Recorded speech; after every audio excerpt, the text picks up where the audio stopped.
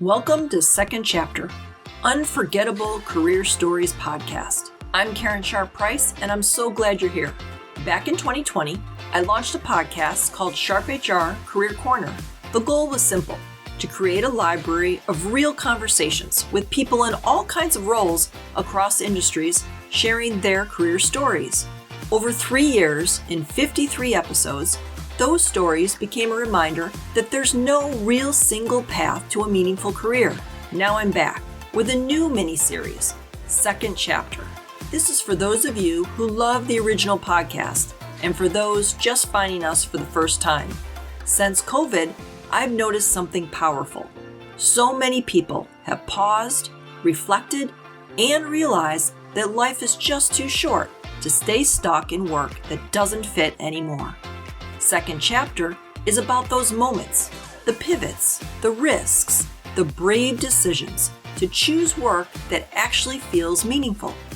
These are real stories from real people who dared to change direction and start their next chapter.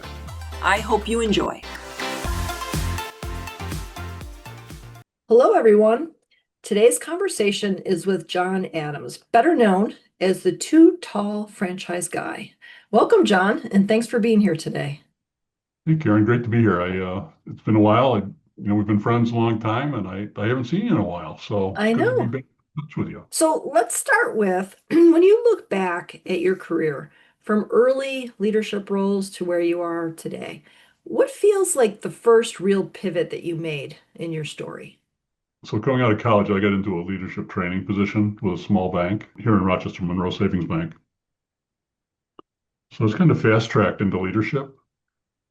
So a year after a year as a trainee, and then I was given an assistant branch manager job. And I had a good manager. She was very knowledgeable about the banking world and uh, being a leader. And then I got transferred to another. Well, I'm sorry.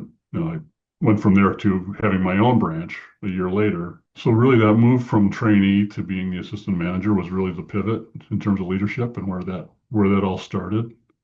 Um, I don't think I was good at it back then. I know I wasn't good at it as a branch manager. I made some big messes. You learn from your mistakes, right? I learned a ton as a Yeah. branch manager. I had three different bosses in that role in a year, and two of them were great. The other one I learned a lot from. You learn a lot from the times that you're growing and you're learning than if things are just status quo. You don't really grow or learn in those moments. But I feel that as far as leadership goes, I'm still learning. Mm-hmm. Um, we'll get into this more later, but here at the chamber, I got a bunch of really good people around me I'm just learning from every day. My That's great. members and my board members and stuff. I don't think it's anything you ever stop learning, No, really. no, I think a good leader always has good people around them. That's what makes them shine. I If you're doing it right, you're Yeah, exactly right. yeah, yeah. So you've held senior roles, operations, project management, technology. At what point did you start to question whether that path was really still right for you? I guess the franchise work kind of took me a little away from it, but it's still, working with clients to help them find the right franchise still involves project management, Mm, still involves some technology. Um, you know, my role in technology changed depending on who I was working for. I tell people that I walk the line between the business and the technology. I'm fluent in both. My MBA is in technology. mm, Um, but when I was at technology companies, they thought I was the business guy, and when I was at businesses, they thought I was the technology guy. So when I was at Frontier Telecom here in Rochester, they couldn't give me new equipment fast enough. If I needed a faster PC, that I had it the next day because I was the technology guy in a sales-oriented department. On uh, the other hand, when I was at a software development company, we had a limited number of licenses for a software that we were trying out, a CRM software we were trying out, and they wouldn't even give me a license for it. They wouldn't let me work on it. It's because I was the business guy. So I'm the same guy. It just fall on different sides of the line at different times. Uh, Yeah. and I like both sides. I'm not going to be I'm not a software developer. I pretend to be one sometimes. I've tried to get away from that because it's too attractive and takes up too much of my time. I can get lost in it. But yeah, project management, technology, operations, I'm still doing it every day. At what point did you think about stepping away from the more traditional corporate leadership role and starting your Okay. own? VP of operations at two different software companies, two different software startups. One ran out of money and one ran out of common sense. Wound up leaving both. And from there, I went into some project management roles with a healthcare company here in Rochester. And I won't say the name, but they're big in blue. The first project was great. The second project was total disaster. Absolutely hated it. Um, and it was because one didn't have to deal with the politics. The other was purely dealing with the politics. Mm. And so I'm not a political guy, although I've gotten better at it, have had to in this role. But when I walked out of that second project, I said, okay, that's it. I'm not working for anybody else ever again. I've had enough of this garbage. Ah. So I started looking for a business to buy. I had always wanted to have my own business. My grandfather had his own business. My brother's a serial entrepreneur. Both, well, one brother's a serial entrepreneur. One brother's a part-time entrepreneur. First, a one-time entrepreneur. He made a lot of money and put it away, and then he got a job. So it kind of runs in the family. Yeah. So it's something I always wanted to do, and I never took the leap. Probably feeling safe in a corporate job, which I now preach is not as safe as people think it is, Mm. because I've been laid off or let go, I don't know, 3 or 4 times in my career. Mm-hmm. And another thing I've learned a lot from. I mean, I got into this whole networking thing, which is what I've been busy with for probably really heavy duty for the last 15 years, um, because somebody taught me how to do it as one of my outplacement businesses. And Ah. every time I see her, I thank her for starting me down that path. She says, "Oh, were you in one of my classes?" Yeah, I was. Trust me, it was 20 years ago, but I was in one of your classes. Networking's been huge.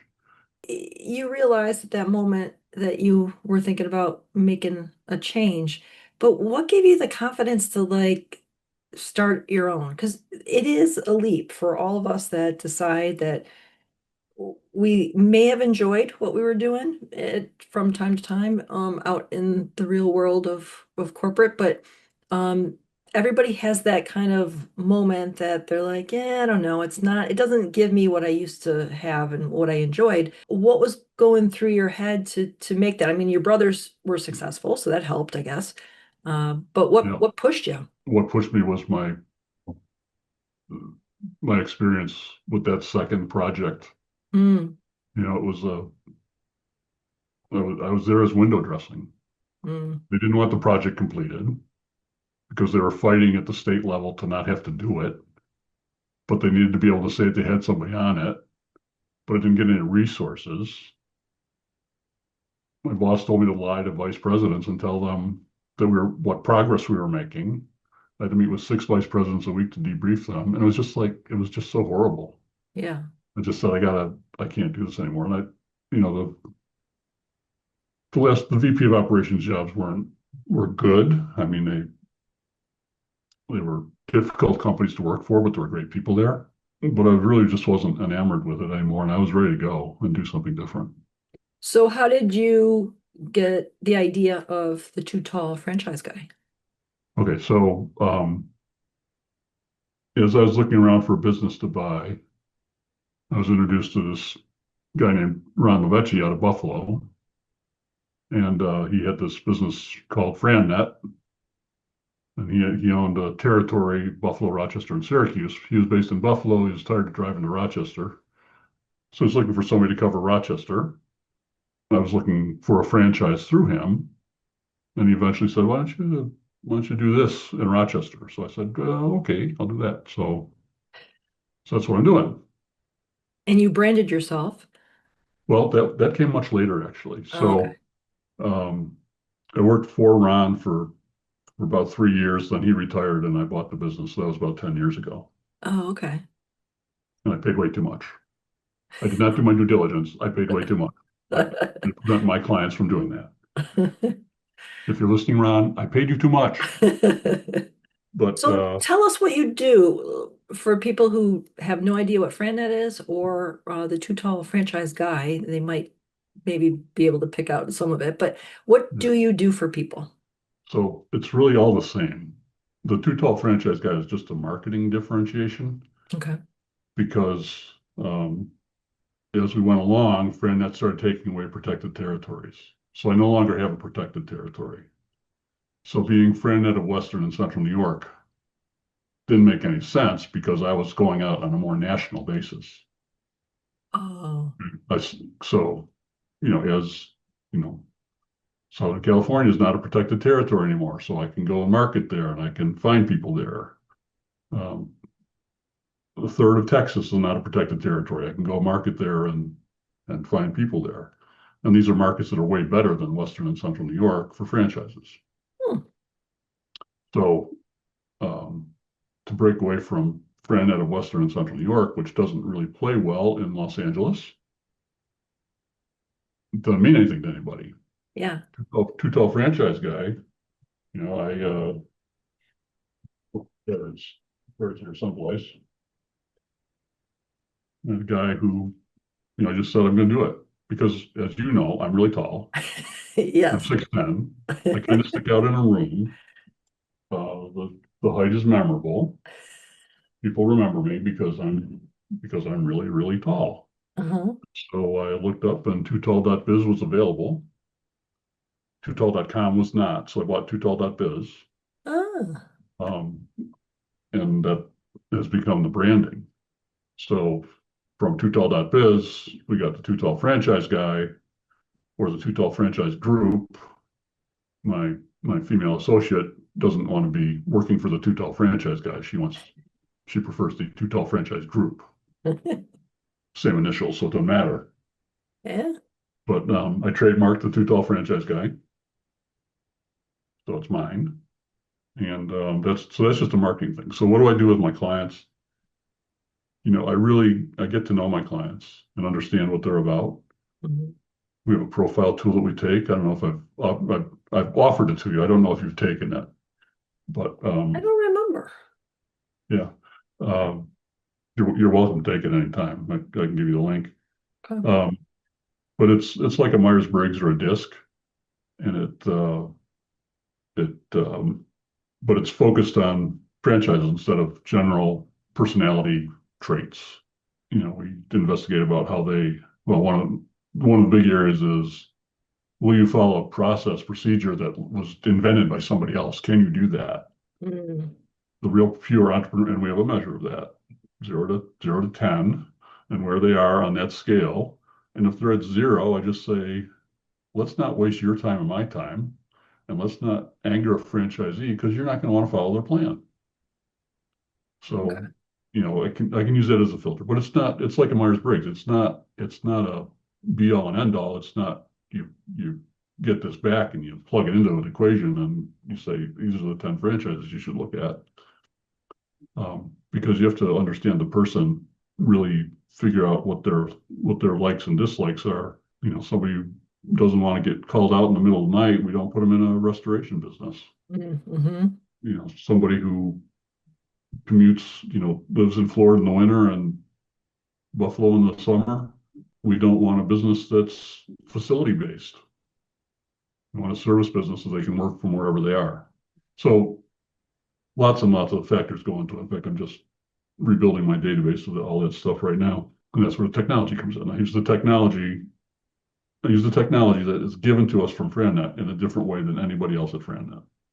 And I think it helps me be better. Uh-huh. The important part is making sure they have all the knowledge and all the resources that they need to make a good decision.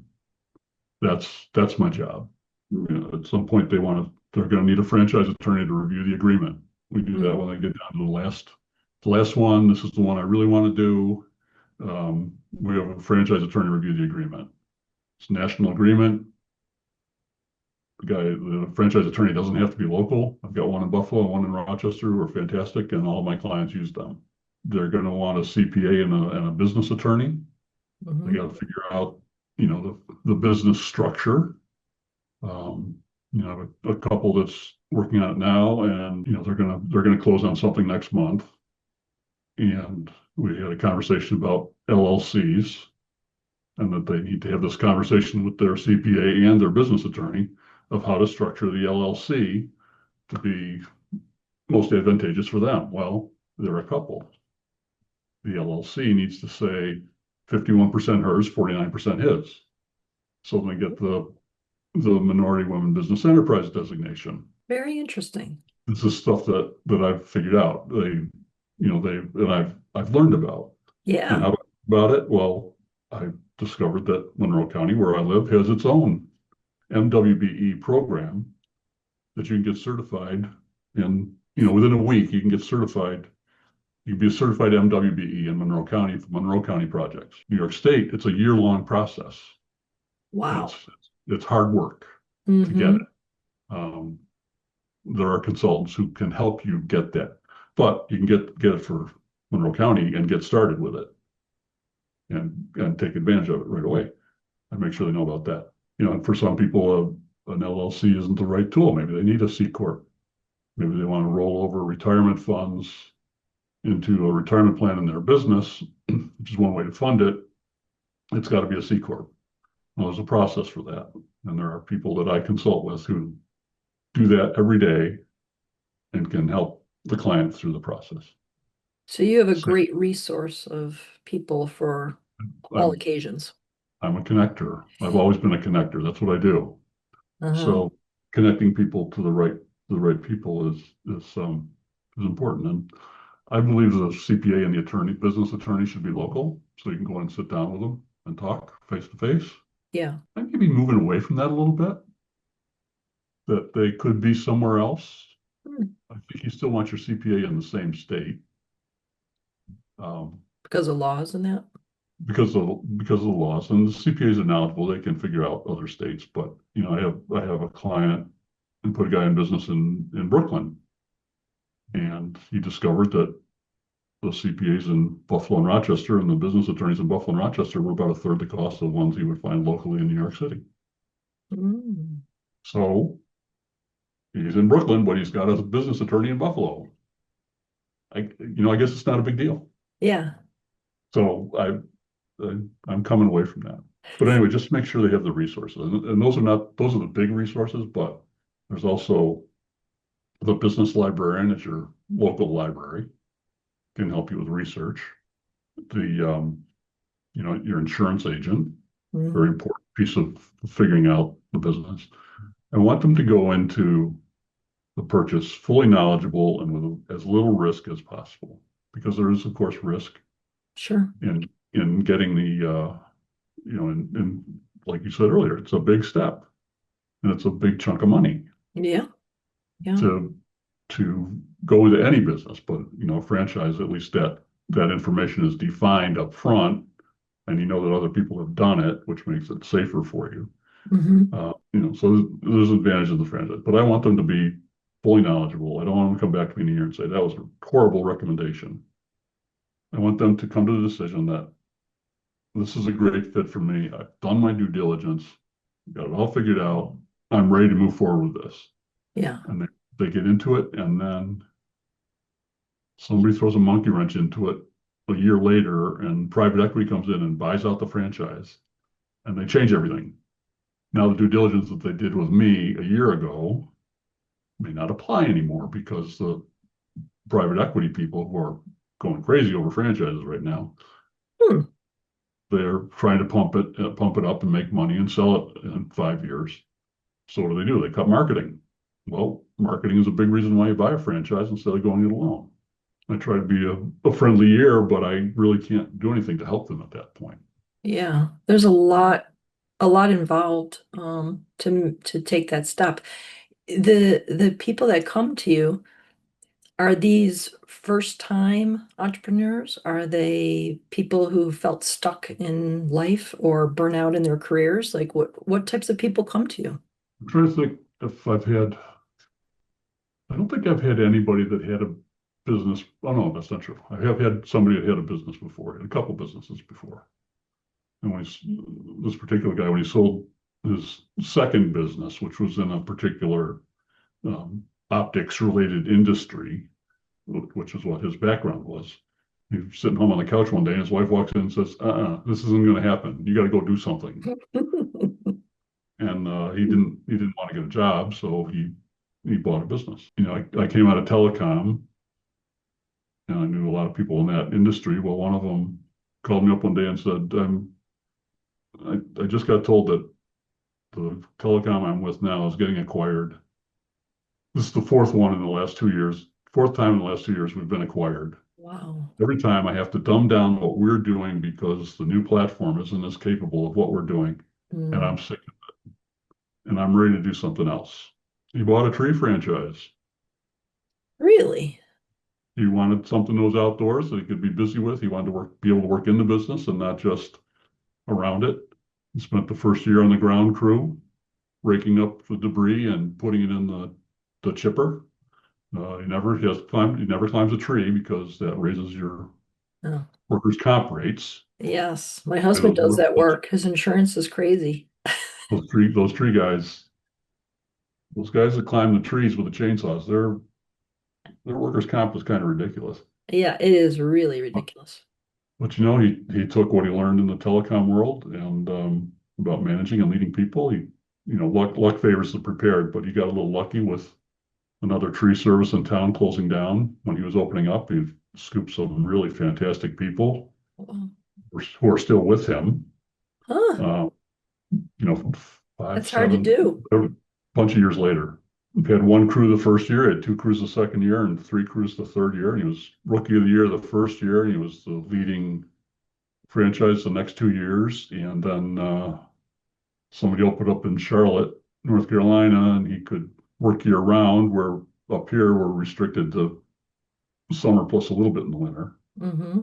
In the winter they can get into places they can't get into in the rest of the year because it's too swampy, too muddy. Yeah. They do that kind of stuff in the winter, but it's nothing like they do in the summer Huh. because they're just busy in the summer. 2 years ago, private equity came in and screwed it all up, and he led a group of people. He got a group of the early franchisees together, and they got an attorney here in Rochester. Um, and they did battle with the franchise and the private equity company to make it right for them. So where do people come from? So that's one place people come from. I do mass mailings, okay, mass emailings. I get So, them. I'm on your mass emailing. well, yeah, you haven't gotten an industry focused one though. Oh, okay. But yes, I do mass mailings to everybody in general. But Uh-huh. uh, insurance company in Buffalo was dramatically reducing its office staff in Buffalo. Found everybody I could find that worked there, and I sent 6,000 people an email. And I said, "Hey, I hear you're downsizing. Let's chat. You want to do something different? Let's chat.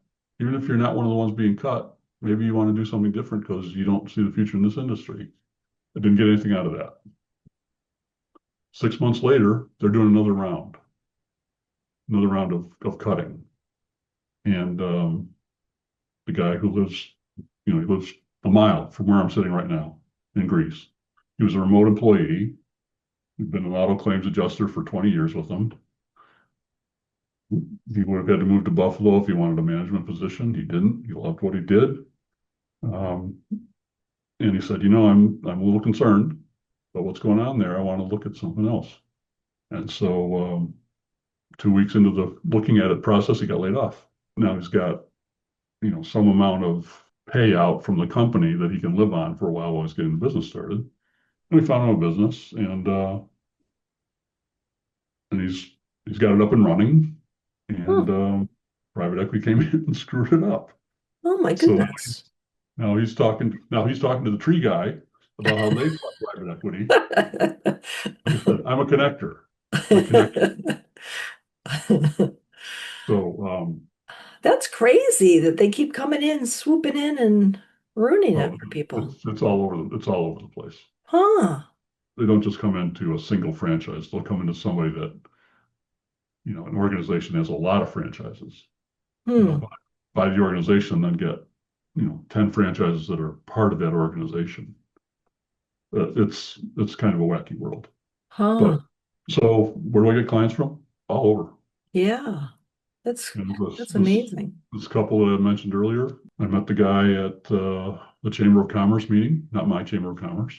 He had a business, a very well-known business in town. And then he called me up and said, hey, I'm selling the business. I want to do something else. Hmm. So you never know when that stuff is going to come back around. It's all just networking, and at some point it comes back around. Those are the best ones because you know, you met the people and it worked. Uh-huh. And now I've met his wife and was approved to become a naturalized citizen. She's British, I think. And the naturalization ceremony was today, and they're going to disappear for a week and go on vacation to Oh, celebrate. So, it's just getting to know these people is really cool. I had met yeah. I had met her years before I met him, Oh my but we gosh. never clicked or anything. And then, I met him and he's off and running. You should write a book because of Um, the stories that you I don't have have of these time. people. Yeah, I Well, just when don't you have time. retire, you can write your book. Oh God, when I retire, I hope I'm still literate. So your Yeah. current role right now, you're president and CEO of the Greece Regional Chamber of Commerce, which is Right. with all the networking that you've done over the last 20 years, like that is a perfect role for you. You know, I've been telling people this is the perfect capstone for my career.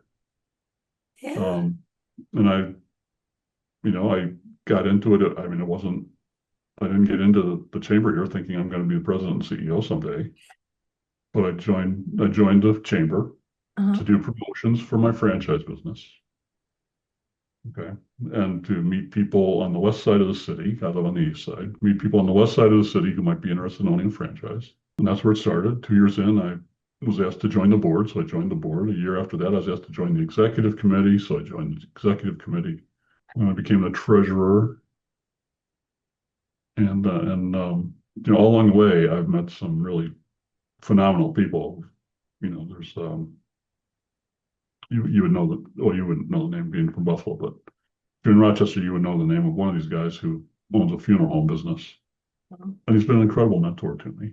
Huh. He's younger than me. He's still being an incredible mentor to me about teaching me about stuff. Um, and so then we had a big shakeup. The president and CEO retired.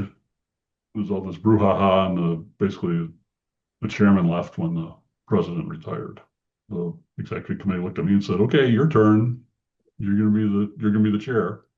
I said, "Okay, I'm the chair." So I was the chair for a year. We hired a new executive or new president and CEO who had been a politician. His dad was a politician before him. Everybody in the town knew his name. Every business in the town owed him a favor Mm. because he had done one for them when he was the state senator. Mm. Um, and I had known him for years just from being around. And working for him was a real pleasure. And learning about politics from him was a real instructive I open. experience. And 14 months into his term, he went back to the board and he said, my contract was only for a year and I'm 14 months. My wife wants me to really retire this time because he retired from state senate. Then he came and did this. My wife wants me to really retire this time. So I got to get out. And the board looked at me and said, okay, your turn. So I became president and CEO. I mean, I could have turned it down, but it's kind of perfect for me. Like I said, it's perfect It capstone. it really is. It really is. Being able to make connections from this position is terrific. I just love it. Isn't it interesting though? Like when you started out in the leadership and moving through and having experience in so many things and in project management and then starting your own business and helping other people and building all that network along the way, like, all the way. And now to this position, you don't plan these things, but you were there at the right time, at the right moment, Yeah, and the doors opened, and now you're here. It's yeah. amazing. I started in this job a week before I turned 72. So 72 now. I told the board I would do it for 3 years minimum. I said if I'm still coherent at the end of 3 years and still having fun, I'll keep doing it as long as You you do want me to keep. not look like you're in your 70s. Well, I get You that a really lot. don't. I am in my early 70s. Wow, you really And, don't. You look very young. yeah, I get that a lot. No, I'm an old guy. So, with all this experience and all these pivots that you've made, I find that people are on the fence a lot and they sit on that fence for years and they know they're not happy, but they're not quite sure where to go. You know, is there anything that you would tell them to do at this moment? Now that, you can look back through all your experiences and see how your life pivoted, doors opened up for you. But what advice would you give somebody if, what they're doing isn't really what they like I, doing? I have a very simple statement. It's life is too short to be unhappy at work. If you're unhappy at work, you got to do something. Yeah. And I'm happy to help you. Technically, I'm a consultant to the chamber. I'm an hourly employee as a consultant. My franchise business has a contract with the chamber to provide me as a consultant to the chamber. Mm. How do you define, looking back, success when you're first starting out looks very different than probably what it looks like today.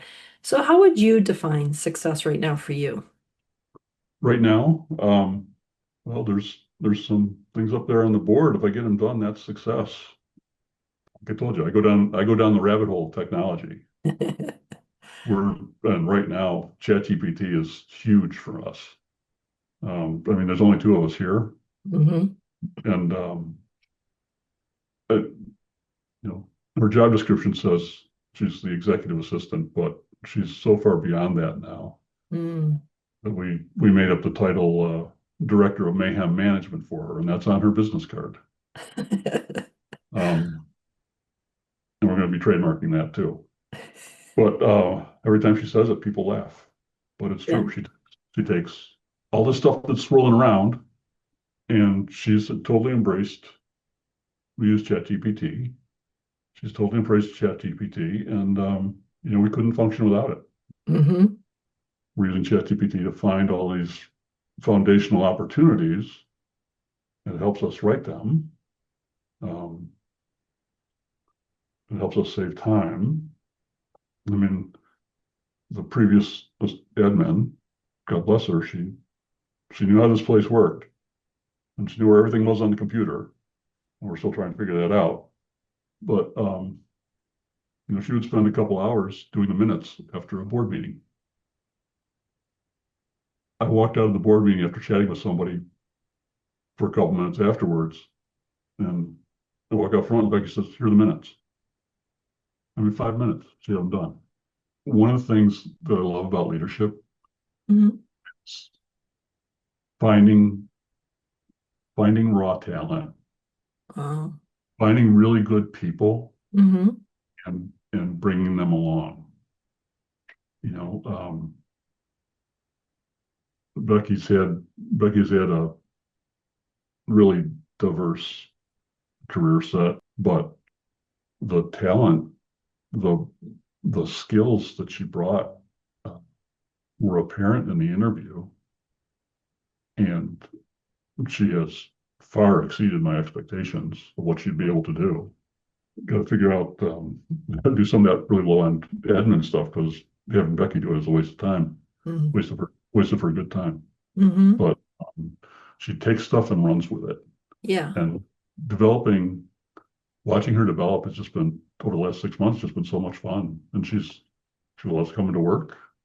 She's she's having a lot, you can't see my board, but our list of priorities, number 0 is have fun. Yeah. Number 0.1 is be curious. So um, and then we get into stuff like fix the revenue, fix the membership. The stuff you got to But, get done, but but having fun yeah, is important. And I think, circling back for the people who are not happy right now, think about having a job where you're having fun. Yeah. I mean, she said, I used to be miserable in my job, and I can't say enough good about her. I still tell people the best thing I did when in this job was hire her. And, it's just something about her that said, this is the right person. Yeah. And then bringing her along is just so cool. And that's happened dozens of times in my career, finding good people and building a good team. You can tell when people have it, and it can Yeah. be many different things, but there are those that are, they hit the ground running and Yep. they have their own internal motivation. There are things that you can't train somebody else to have, those Right. soft skills. But Yeah. when someone has it and they just haven't had the right opportunity to let it out, when they get that opportunity, you can't stop them. I tell people, and I will admit, I'm better at hiring women than I am at hiring men. Hmm, Don't know why, hmm. but the best hires I've had have been women. And I tell people when I'm looking to hire somebody, I'm looking for smart and feisty. That's where the fun part comes in on your list. Yeah. And, Otherwise, it's and boring and dull. I I got both in spades with Becky. And I'm lucky to have her on my team here. Yeah. Well, John, it's been so nice. I mean, I know we went over a little bit, but it's been so nice to catch up with you. I miss our conversations. We used to have them when we went at the networking event, but I haven't been Yeah. to the networking event in a very long time. But it's been nice, and thank you so much for just taking the time to talk about your career. You're on more than just your second chapter. You're on maybe your third I or don't know what fourth. chapter I'm on, but for networking, are you familiar with Buffalo Niagara sales and marketing executives? Yes. If look at the events, and if Hmm. you want to come to an event as my guest, I would be more delighted to host you. Okay. I will definitely look Okay? at them. I Just know let a me few know. people there. So yeah, I have never I been to bring theirs. I, I bring a team. Okay, I bring two people from Rochester go with me to almost all of them. Becky is one, Okay. but I up to a corporate membership, and that so I'm able to include a second person. So that's Becky, Oh, okay. and then I may take you up on that one. yeah, I got to get out I have more. I have fun people, but they're totally nuts. I mean, they're total extroverts. I'm not, and it's fun watching them go at it. Well, now you've made it intriguing. Now I gotta come. Yeah, Well, thank yeah. you again for your time today. I really do appreciate it. I know you're a busy guy, so thank Karen, you. fantastic talking with you. Thank you those that are listening today. If these types of stories leave, if you enjoy them, leave a comment. So subscribe to our channel. And thank you for spending time with us today. And remember, let's be kind out there. It starts with you and I. Have a great day.